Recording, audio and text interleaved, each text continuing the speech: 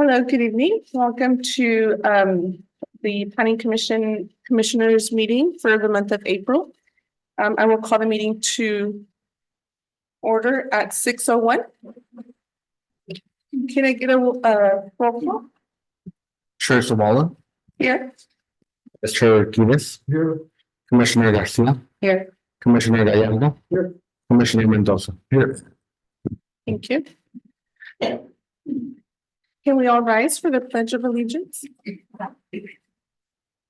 Commissioner Garcia, can you lead it? Ready? I have pledged allegiance to the flag of the United States of America and to the republic for which it stands, one nation, under God, indivisible, with liberty and justice for all.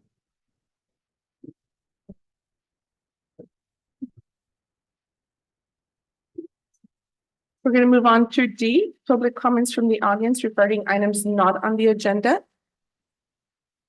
Do we have any emails or anyone on Zoom? No public comments. E, consent agenda, adoption of the March 4th, 2024 Planning Commissioners minutes.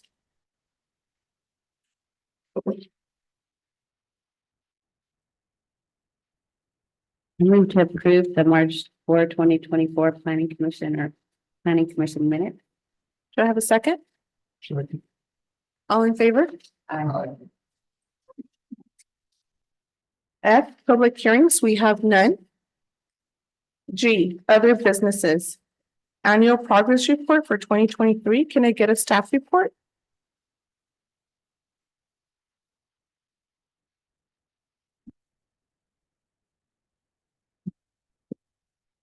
Mr. Ron, can you hear me? Yes. Okay, good evening, commissioners. I have a pretty brief staff report for you today on our annual progress report for 2023. So as you probably know by now, California law requires us to submit one of these reports to HCD every year. And as such, we're doing so. This is just to track progress towards our housing element goals and especially our arena units to see how many permits we've issued, units built, all of that. This was due April 1st, so we submitted this, but if you were to direct any edits or revisions, we can submit a revised report. This is a pretty significant annual progress report, I would say, just because it marks the end of the 5th cycle. So that went from 2015 to 2023. That's actually a typo on my part. It shouldn't say 2014. So this marks the end of that cycle, and I think we've been pretty successful, as we've talked about a few times now. Looking at just 2023, we issued 28 permits for very low income units, 72 for low income units, 28 for moderate income units, for a total of 128 building permits. A bulk of those came from the Greenfield Commons project, as you've all probably seen is well underway, making a lot of progress. So this brings our total in the 8-year period to 746 permits issued. So considering we were allocated 363, I'd say we did pretty well. So that brings it close to this period. Not many cities can say that they met the arena allocation, much less exceeded it by this much. So successful 5th cycle. Looking ahead to the 6th cycle, our allocations pretty much doubled. And as you can see, there's a lot more units required for above moderate income units, which I know is something we've talked about. We need to balance affordable housing with more market rate housing. So that's definitely a priority for the 6th cycle. So it's a total of 730 units from 2023 to 2031. So we have an 8-year period to get that done. So far, we've already made significant progress towards that. Actually, we're getting there with Greenfield Commons Phase 2. They're currently reviewing their permits. So that will provide a bulk actually of our very low income and low income units. So it's only year 1 pretty much, and already we're getting close to meeting some of these goals. Yeah, so we're optimistic that the city will once again reach their numbers for the 6th cycle. And that concludes my staff report. If you have any questions. Thank you. I'm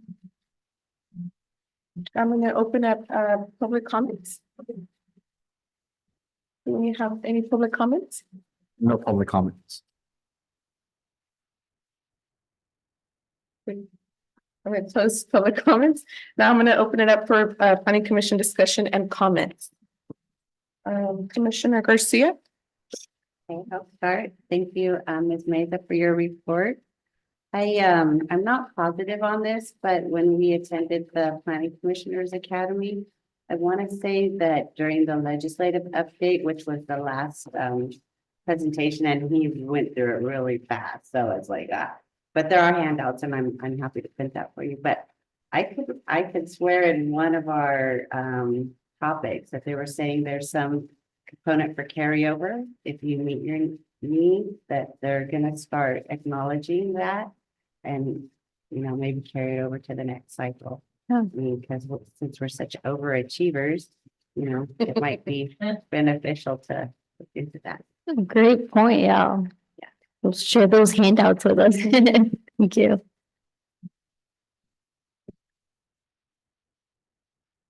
Vice Chair Arquez.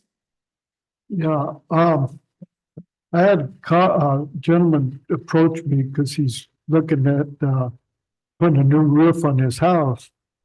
And he was wondering why it's so much to the permits are so high here in Greenfield compared to the Salinas and Monterey and this area. So Hmm. just Yeah, I don't know too much about where permit fees compared to other cities. Maybe we can discuss that in our, we can talk about that in the. I'm happy to look into that and we Okay. can see where we are. Any comments or questions in regards to the report? Vice Chair? No? Commissioner Gallardo? you mentioned that there was, what, 728 permits that were issued? 46, yeah. Okay. Would you happen to know of all those permits that were issued, how many have actually started construction? No, I don't know exact, I don't have the number now. Okay.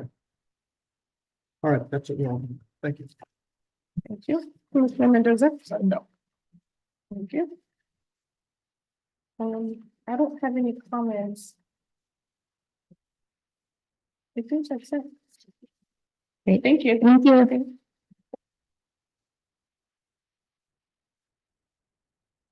We're going to move on to number 2, rental registration and inspection program review. Do we have a staff report?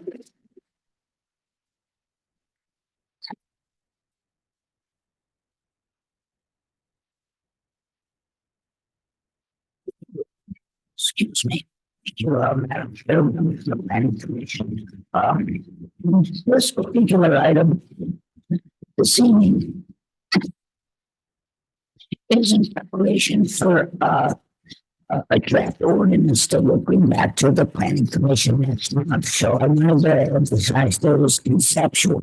We reviewed the primary tenants from conceptually last meeting. Tonight, I hope to get the Planning Commission's ideas predominantly regarding the issue of the self-certification program. And this is the concept of permitting the property owners to opt out of the program in conditions when the properties are usually either newly built or after any violation of the code and conditions. So I wanted to also the Planning Commission side knows about that issue in your staff report from being change of ownership regulations, non-exclusive, the rules and the conflicts that are drawn from existing ordinances and on a fairly routine law between now and April. The ordinance will be vetted by a legal counsel, show that it meets requirements, but for an example, if a tenant or a property owner refused, for example, access to an inspector to inspect the properties. There are also, legal remedies available to the city to approve, inspection. All of those, I think are still gonna be on the table, should the city get into a situation where that's implicated.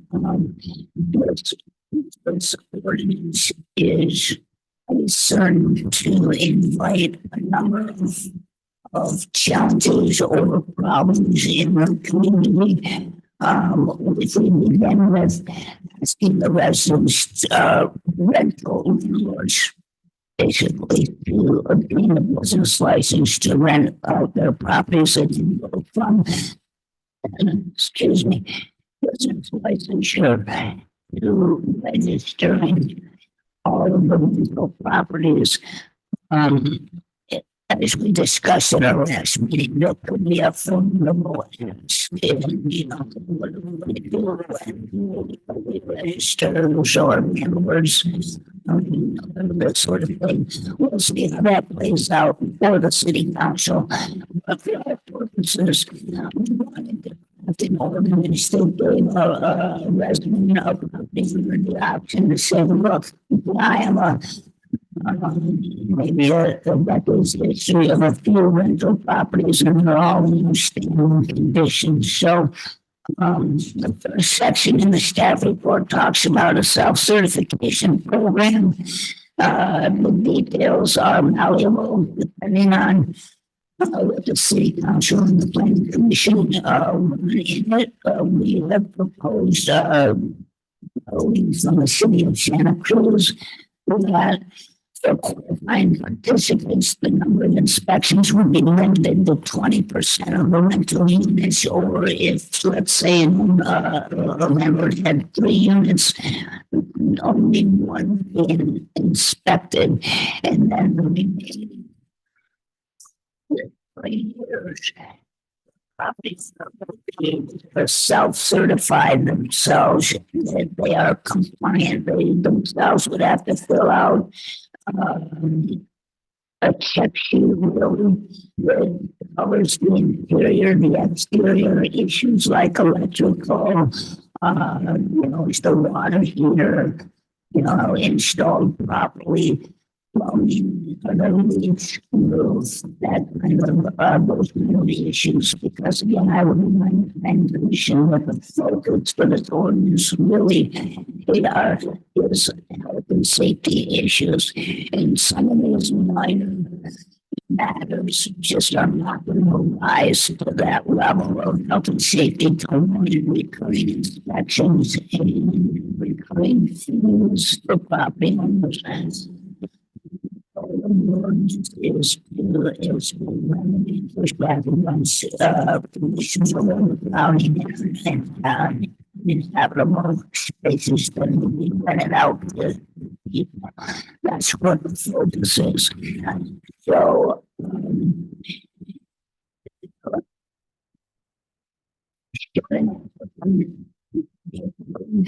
self-certified of properties, it will be subject to perjury, perjury. They self-certify that they don't have any violations in the respective entity forms. The forms will include them in the draft ordinance next year because they're very comprehensive. They cover your main functions of a facility that strike at health and safety issues.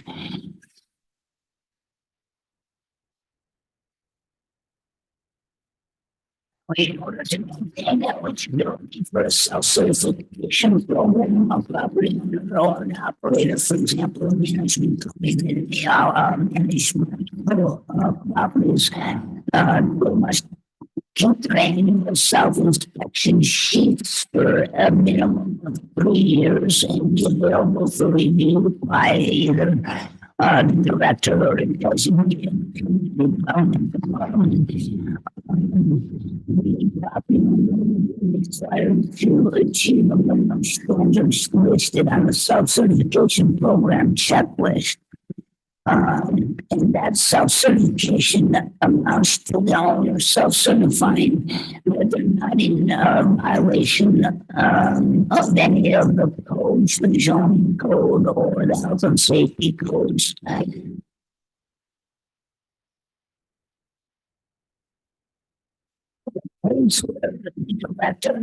Instead of residential dwelling, it is not eligible to participate in the program. But all of the residential, but the dwelling units on the same property would be inspected, and the owner should be assessed a full annual inspection fee established by resolution of the city council. To self-certify out of the program, there's a reduced inspection paradigm where we would expect one property 20%. If there's multiple, or like I said, if there's 3 units, we would be one inspection, and the rest of the rental units, the property would self-certify the conditions of the property. So that's the main point of the self-certification. There, if you want to call them that. We talked a bit about the refusal inspections. There's probably going to be cases where a property owner refuses inspector access to the property. It's like that. Look at any other remedies that might be available, such as an inspection warning. An inspector would provide notice that a warrant has been issued to both owner and the tenant at least 24 hours before the warrant is executed, unless a judge finds that immediate execution is reasonably necessary under the circumstances shown. This would be an imminent threat to health and safety, and we've seen those in the course of the last several years. Not often, but from time to time, we have immediate situations that require the attention of enforcement and compliance staff, the building official, enforcement. And then to discuss the appeal process would replace the existing city appeal process for any matter that we already have, and just replace it, integrate the rental registry program with our existing appeals process, trying not to create an additional process if it can be integrated into something that we already have. I think that leadership position in the city will be called. We've had code enforcement committees, and we've had the code enforcement and appeals board. We have is the integrated appeals process into procedures that are already on the books. We don't really want to create something new. And of course, retaliatory eviction is something that we would be aware of. This has been obviously vetted through legal control in Santa Cruz. We'll get into our legal control in due course, but it basically says that it would be lawful for a landlord to recover possession of a residential rental dwelling unit as a retaliatory action against the tenant for exercising his or her right to file a complaint with the city. We anticipate that tenants, once this ordinance is introduced to the community, we anticipate that some tenants will probably be pleased to report it in minor. Minor breaches that really probably would fall into the scope of this program. So we have to be sensitive about the retaliatory eviction type of behavior by landlords. I should be aware, right? For sure until such an ordinance is rolled out. Because of a change in ownership, either the buyer owner should notify the director of the sale or recognition of the instrument that means with the clerk's office or the 60 days after consummation of the sale and reclamation of the instrument of conveyance, we notify the Community Development Department of the change of ownership. So that includes the fundamental concepts that I want to solicit the planning commission's opinion about and really focus on self-certify the property owners the right to opt out of the program. That's the overall goal. We are in the Santa Cruz ordinance and so I'll be quiet and listen to your advice and opinions on these issues. Thank you. I'm gonna open up public comments. Do we have any public comments?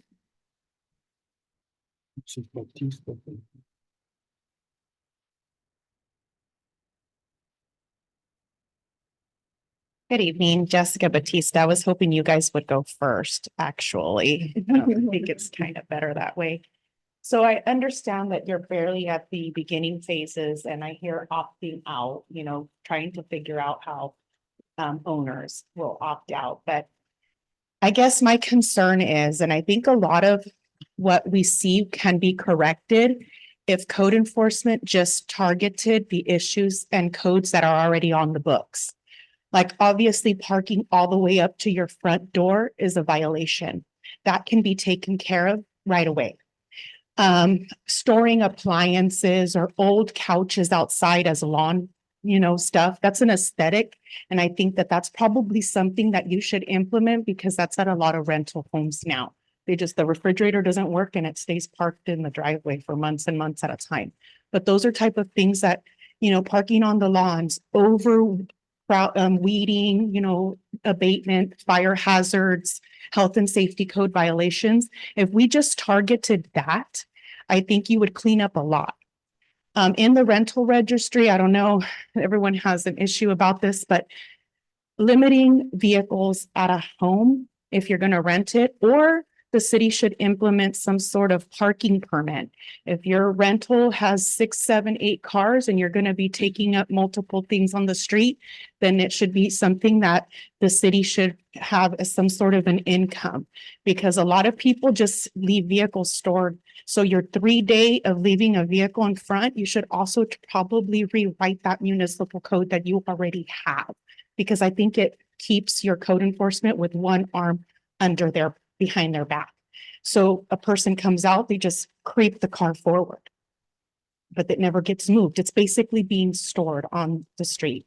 You have already RVs, trailers, that's already on your books. So I think if you target what you already have, it will help you a lot. In regards to the rental registry, renters becoming landlords, so subletting, I think that needs to be in your permit. The minute your renters become landlords, it's a violation of your permit. Those type of things. I mean, just let people know that this is coming, and it's going to happen. And for the blight, the appearance of our community, it needs to happen. Businesses don't come here, higher tax people see that kind of stuff. So that would be my recommendation. Thank you so much. Thank you. Do we have any more public comments? No public comments. Thank you. We'll close public comment. I will move on to C, Planning Commission discussion and comments. Commissioner Garcia. Thank you for that report, Mr. Mugen. I have a couple of questions naturally. So in your 4 workshops that were held, was there any kind of negative comments generated from those workshops from those who attended about the rental registry specifically? So this, yeah, that's speaking on the staff as well. Which appointment the amount of respects that would be was and there was there, but that should have been there and were not there. And I think of the previous speaker is exactly right. We need to get this in our community because the criticism of the registry was focused largely on the government sort of overreaching and I tried to stress the overall goals of the ordinance, which is really the overcrowding and the conditions that sometimes are these properties are left in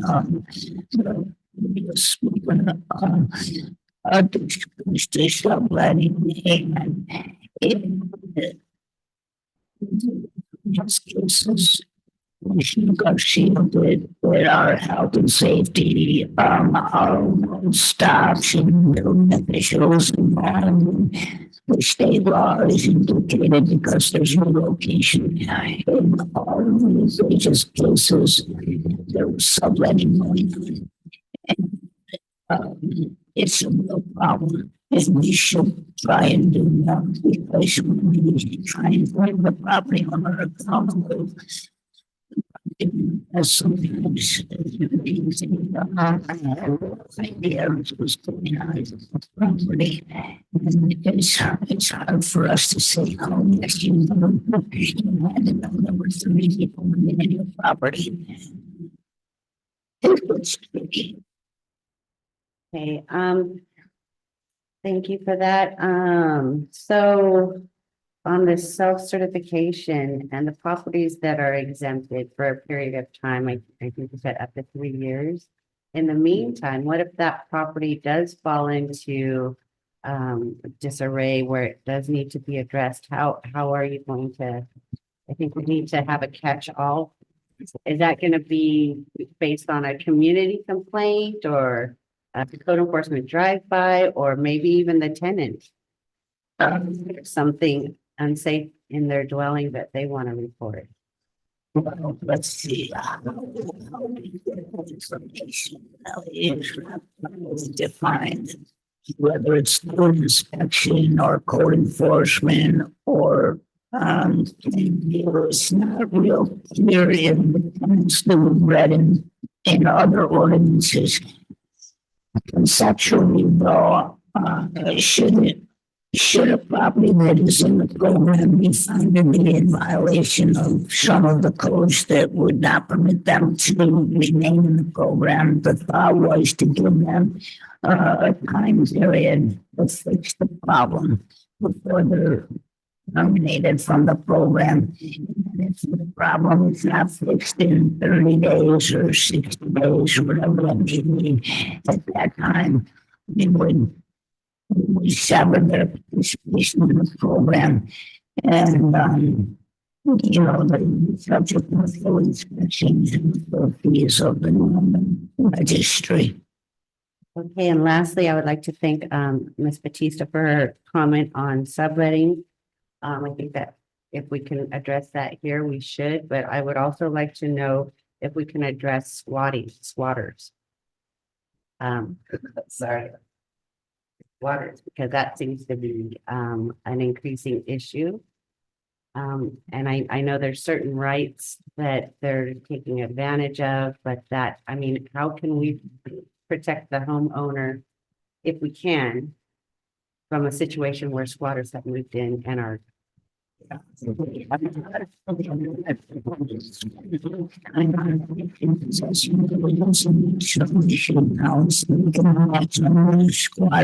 and the rights that are involved in that. something on the books that would, protect both the homeowner and the city.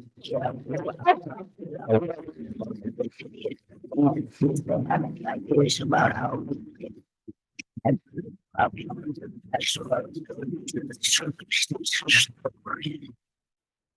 Thank you.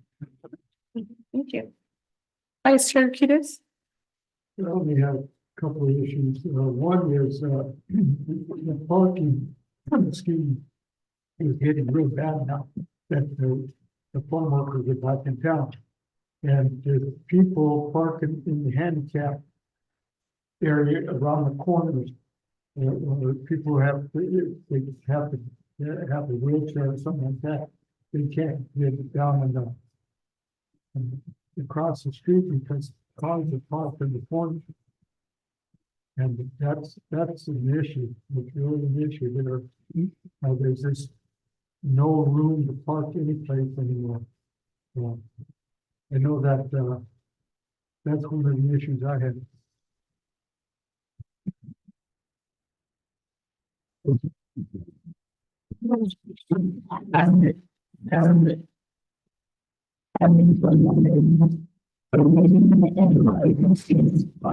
It's during the nation's capital.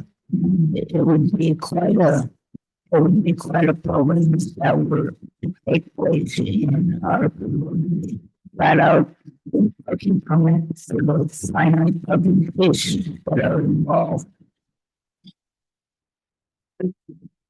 At night when this, at night when this is happening, I think the police officers should patrol around different areas at night to see where they're parking and give them a citation.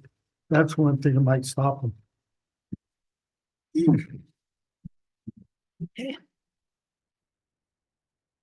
Thank you. Commissioner Gallardo? So I have a few questions here. Chances are you're not gonna know the answer. Probably like rhetorical question, really. But, let's say, I rent a room to someone in my house. Would I have to register?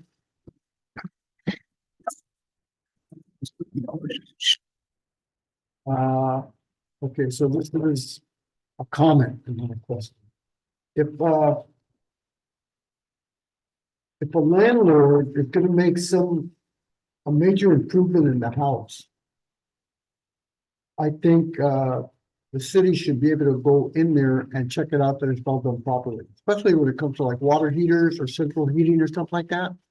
Those are very dangerous things if they're not done properly.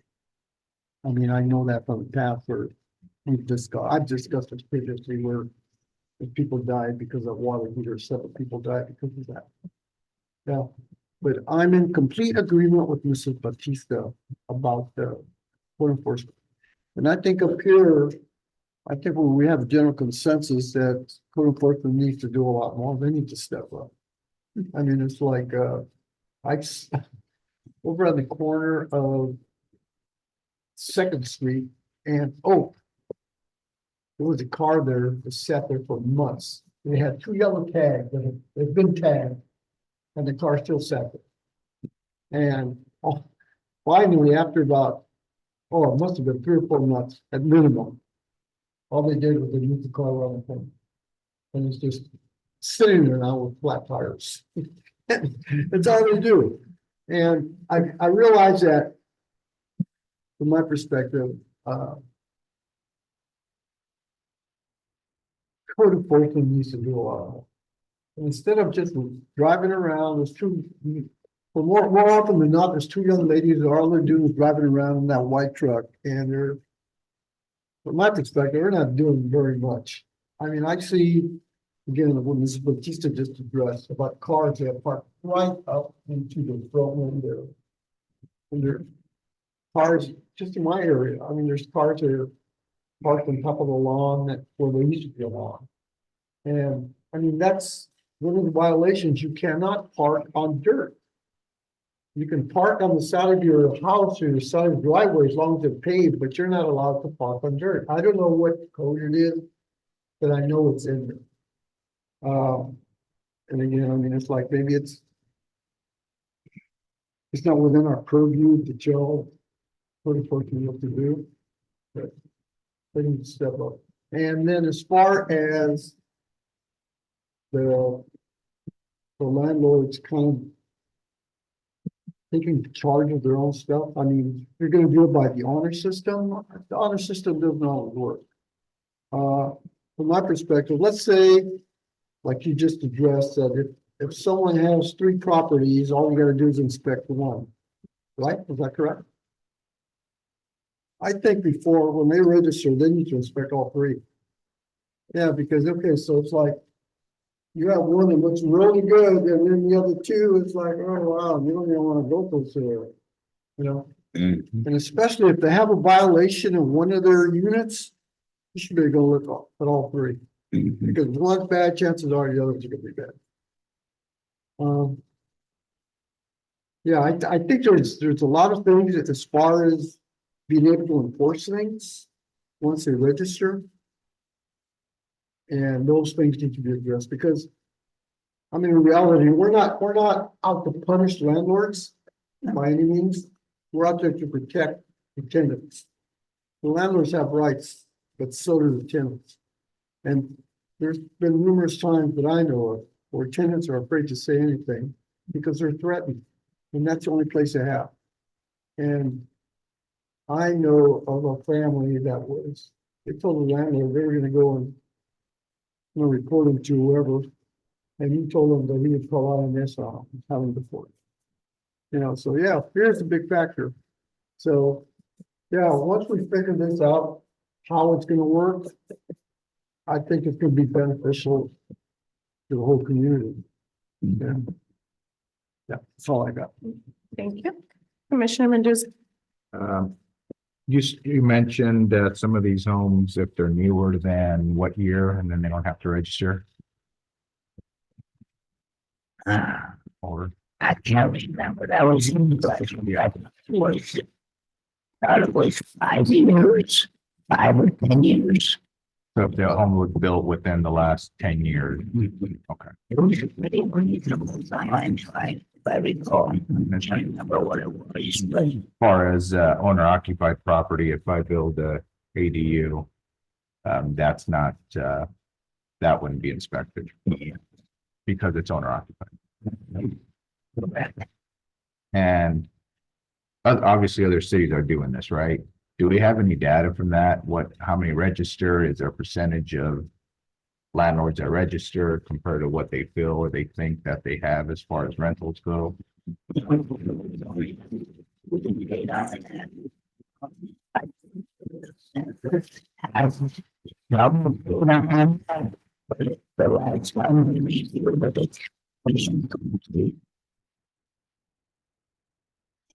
So, yeah. Thank you. I have a few questions. I'm not sure if you have the answers for them. So code enforcement, do we know the code enforcement hours? Because I know that a lot of the issues, especially parking issues, is after work hours when, you know, people get home from work. Do you know the hours for code enforcement?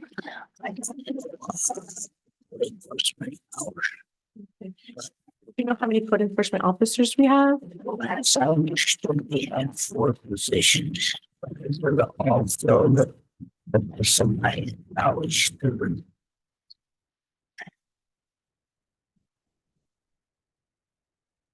So I think the code enforcement staff, a lot of them don't spend a tremendous amount of time in their positions, if I understand that right. And I know the planning commission is open about code enforcement. Perhaps we could get the police chief to give a briefing to outline the hours of operation. There's just one of the huge gaps, if you will, in enforcement of the codes, if it exists, is if people work on weekends. I actually saw them on Sunday. I actually saw one driving around on Sunday, and that surprised me through the holiday. I suppose some jurisdictions won't post a code enforcement person on the weekend. This doesn't make sense not to do that. But I feel that part of this issue that we have with the overcrowding comes down to code enforcement. And as long as I remember, we've been talking about this for a long time now. And I sometimes feel like they're not taking us seriously and do they need support from the city? Do we need to create a code enforcement committee to help them out? How can the city help them? Or do they need training, resources? How can we, fix this? Because I, as long as I remember, we've been talking about this and it's always complaining about code enforcement. And I hate to say it, but it kind of comes down to that. So I don't know if we can start a committee to help code enforcement. So that's one of my comments. And then so for the registration, once this is finalized, how much time will, property owners or how much time will they have to register or, do the self-certification? 60 days to register. And timeframes for the self-certification hasn't been worked out yet.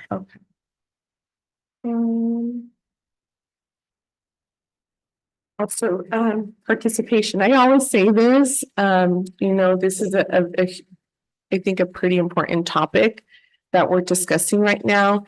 And it's sad that we only have one comment, one public comment, not even emails or participation on Zoom. And they're gonna start, having their opinions when this starts, so I don't know what can we do to get some participation from the public. What are we doing to get the word out that, this is in the talks, we're talking about this right now. And I would hate for Greenfield residents to, on social media and say, well, we didn't know about this and they can't do this and this and this and this. So how can we put the word out to, for Greenfield residents? Ms. Batista had great ideas and, stuff that I was like, oh, I didn't even think about that. And that's just one person. I wish we had a lot more participation from the public. If I could interject something here. I think I previously, well, I don't think I know I did. If we could put some kind of flyers in our water bills, because everybody gets a water bill. And they would be aware of, we're gonna have a workshop on registration or whatever. I realized that you had one, but you didn't have much of a turnout.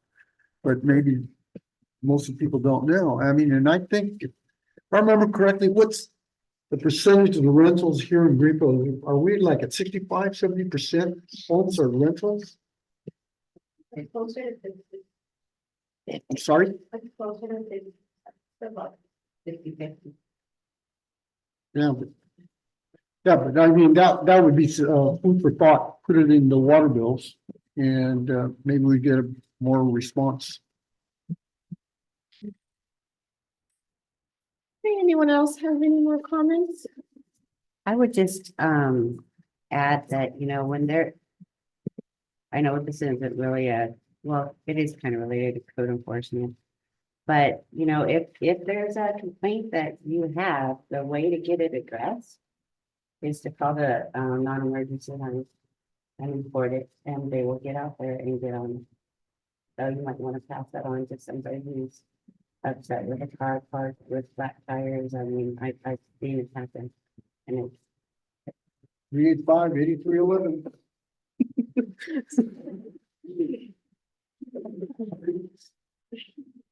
Anyone else have?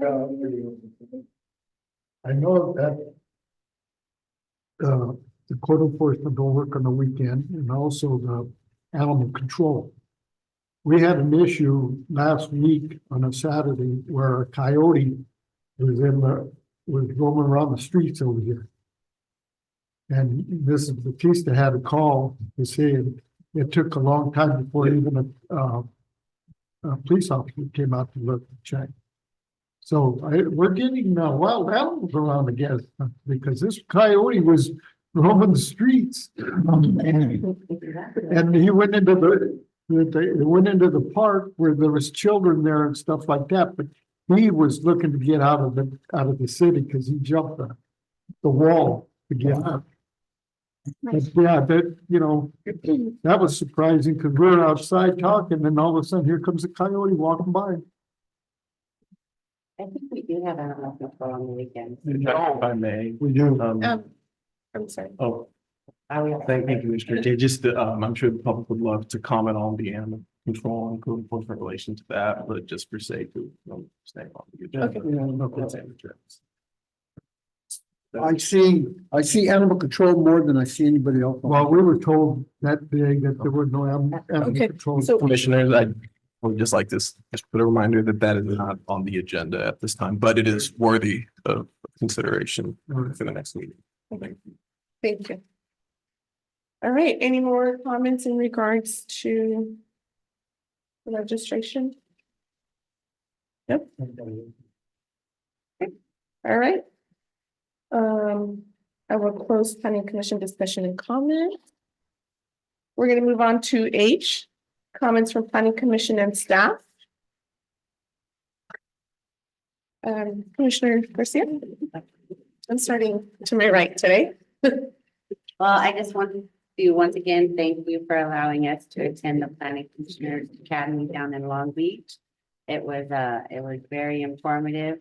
I fully intended to print out some of the handouts for you, especially I think the last topic was the legislative updates, which he ran through so fast, but I mean, it was a lot.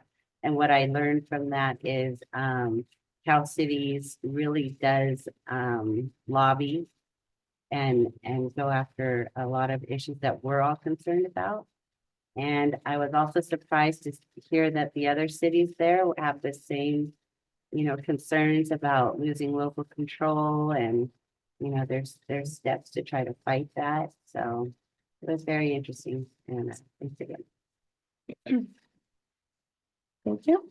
Vice Chair Hughes. The only thing I have to say about that is nobody knows where Greenfield, California is.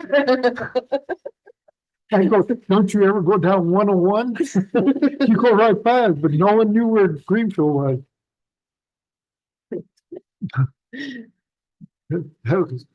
That was funny. Anything else? No. Okay. Commissioner Gallardo. Yeah, I remember a couple of years ago, we approved the permit for some homes to go up just down the street from the fire department, just east of the fire department. I see they're finally going in there. And that took what? That's been at least 2 years since we approved that. And it's finally going. I was happy to see that. Yeah, that's one thing I have. Thank you. Commissioner Mendoza. No. I was approached by a few people and asking about that pizza place that burnt down, if they're gonna rebuild that or what's the agenda on that?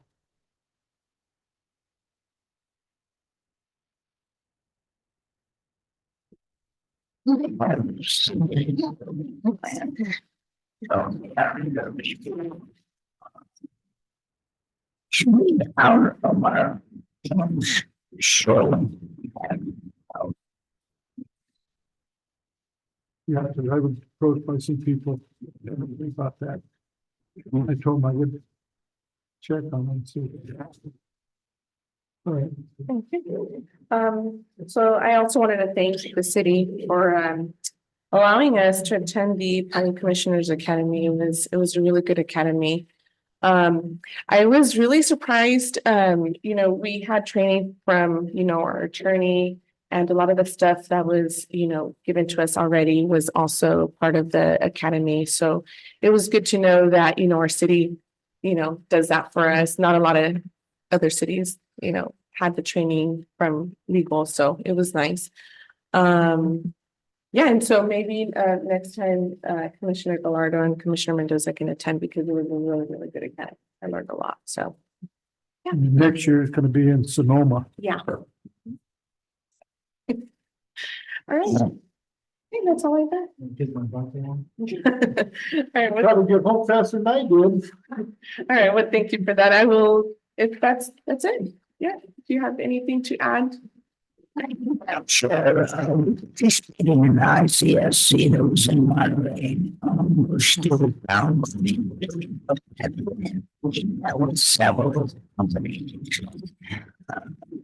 So, the first among the ICSC events, one in Monterey is the most muted, if you will, at the Davis event. Everybody else goes to Vegas, and there's the Daniel Levin. That's nothing to be, getting a follow-up roundtable that we can bring our natural rivers. And have a roundtable discussion about the types of things that attract, commercial businesses to the city, what they're looking for, and they share all rooftops, the things that might are undeveloped from the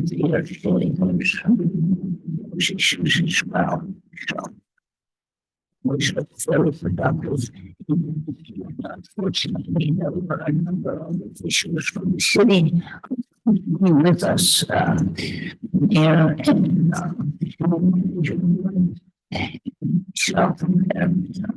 but I think it's subsequent ICSC events, it can be intervening in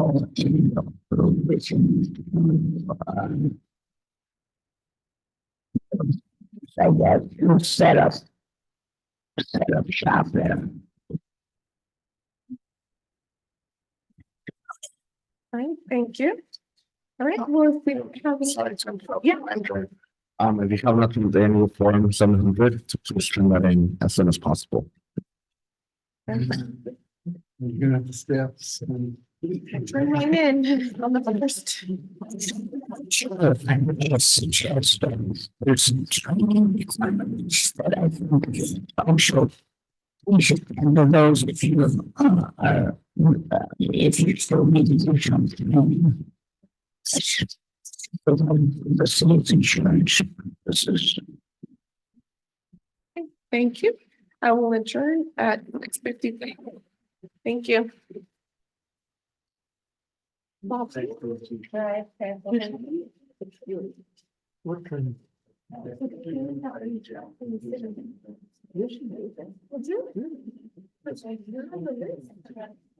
So I'm thinking.